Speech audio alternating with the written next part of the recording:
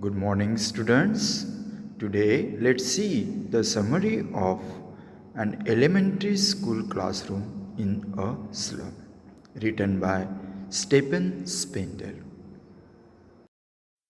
The poet begins the poem by describing a handful of students sitting inside a classroom in a slum school. The children are far removed from the waves and the breeze and are deprived of sun and fresh air. They seem like rootless weeds, thin, weak, and unwanted, with their hair scattered around their pale and colorless faces. The poet describes a tall girl sitting with her head bowed down as if she is a wilting flower.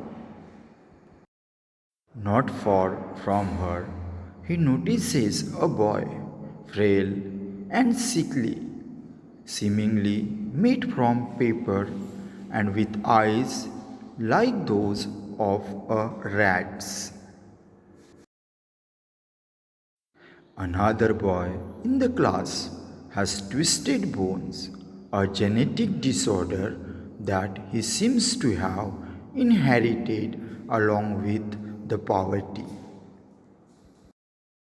Another boy sitting at the back, the poet imagines that he might be yearning to play freely like a squirrel on a tree, far away from his current boxed in surroundings. The poet then describes the environment in the classroom. The walls, painted sour cream, are dingy and are decorated with donated things. A picture of Shakespeare, an image of dawn over a city, a painting of a flower decked mountain valley, and most significantly, a map depicting the world. These things represent a world of beauty, learning, and joy that is far removed from the student's world. For them, the reality is the grey fog outside the windows, a life full of adversity. The reality includes narrow streets and grey skies, which are shifting and which offer no chance at betterment. Thus, their life is in stark contrast to the world described in their books. For the children, the words of their books are meaningless. Next, the poet speaks of Shakespeare and the map as being negative influence. They are wicked because the things the students see on the map or read in their books only function as temptation. The lives of the children are laid in the dim and cramped reality of the slum. The children of the slum have deprived existence. They are undernourished with their bones showing through skin. Even the spectacles some children require are made of cracked glass with heavy steel frames. They are forced to meet their needs with the substandard and broken things, perhaps those that are discarded by the rich.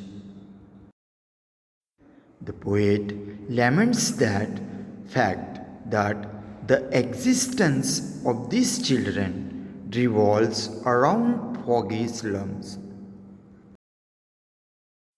He declares in anger that the classroom maps should be covered with slum because most of these children will experience nothing else in their lives. In the end, the poet pleads to the authorities, school governors, or inspector, or even visitors to help these children break out of their limited existence.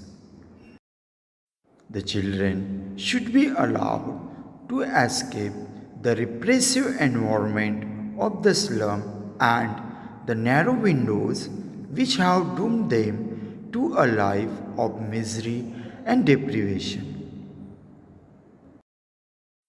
They should be able to live a life that all children have a right to, playing out in the open, in the green fields under blue skies and the bright sun, and reading and learning.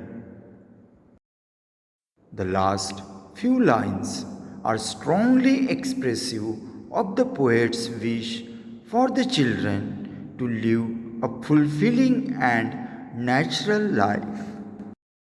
The poet hopes that the children's future will be bright and that they will be able to successfully utilize the education that they get. Thank you.